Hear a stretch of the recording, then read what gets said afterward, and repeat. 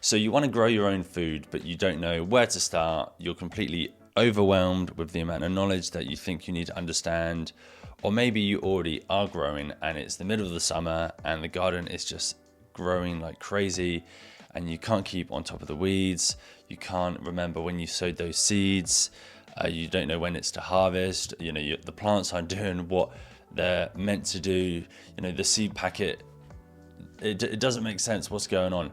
Well, these are all some of the feelings and experiences that my brother Nick and I have had over the last few years since we started learning to grow our own food back in 2020. So in this video, I just want to share with you some of the ups and the downs we've experienced, but then also let you know about how we can help you learn to grow food, and you can get involved with our community, be it online or in person. And just, we hope through connecting with you guys that we can hopefully bridge that gap from overwhelm to actually, okay, I think I know what I'm doing. I'm in better control. I'm enjoying this now. And, because learning to grow your own food is one of the most empowering and inspiring things I think I have ever done.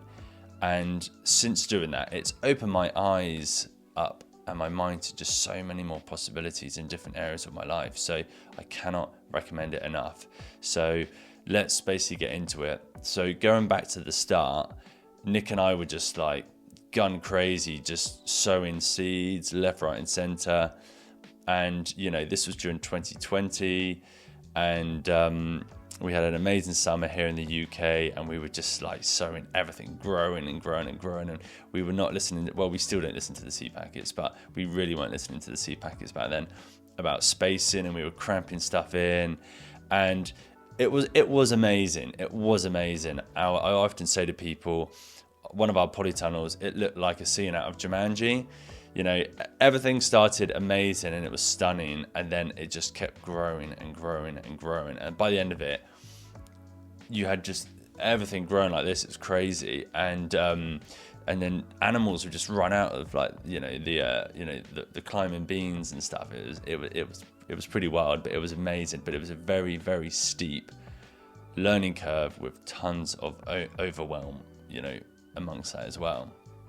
But what we did, which basically got us more on track and better planned and prepared in the garden, is we started to pay attention to or learning principles about succession growing. So instead of growing everything right at the start and just having one bed and loads of it and then all of a sudden nothing, learning how many times can you actually sow those seeds throughout your growing season so that you can have a staggered harvest and you can be in so much more control.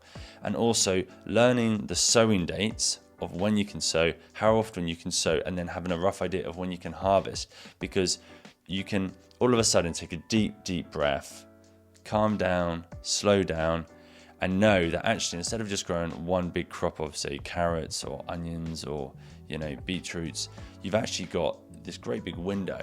So why don't I just take my time and break it down into sections, because then I know by doing that I can just manage everything so much more easy.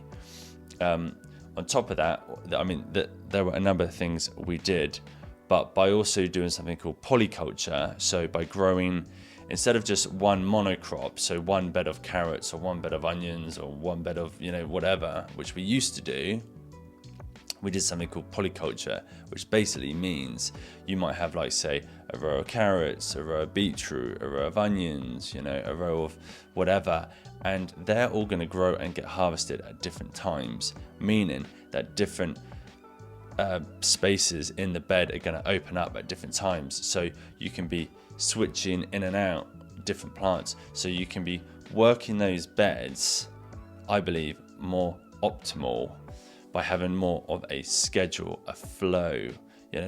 Food growing really is like an art and a science, which we are still very much figuring out. But it's when we started to see this art and science of food growing, I was like, oh wow, and it just got me so hooked.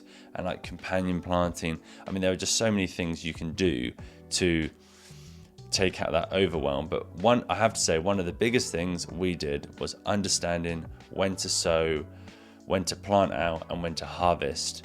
And what we have got in our grow guides and Nourish Garden Planner is we have a sow, grow and harvest timetable where it will show you all the different opportunities when you can sow a plant, when to plant them outside, when to plant them under cover, when to harvest them, the weather conditions, the temperatures, all these things. And it took out so much headache and overwhelm because it was on a nice, neat chart. Now on top of that, part of our grow guides, we've got companion planting, so we knew what plants worked well together and what plants might not work as well together.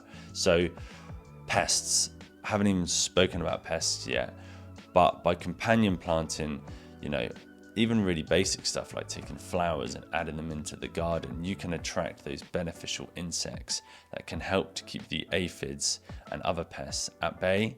So by learning how to work more with nature, it massively helped us not only help keep our pests to like a more minimum, but also it helped to boost the soil health because you've got all these different plants working in synergy together, supporting soil health, which in return supports plant health.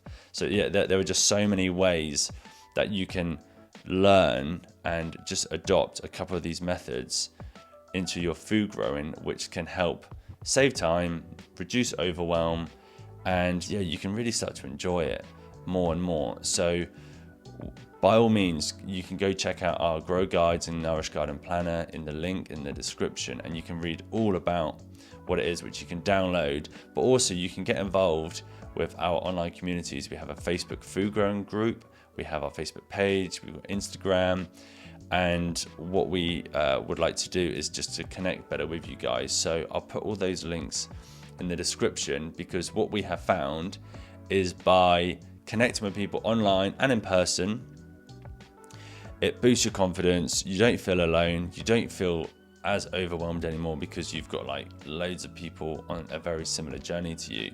And that, I think, has been incredibly beneficial and game changing to Nick and I on our food growing journey. So I'm going to leave it there. I hope there were some nuggets of information there. By all means, get in touch with us. We'd love to hear from you. And yeah, let's just get growing. And yeah, here's to an amazing 2025 and beyond. Anyway, guys, I will see you very, very soon.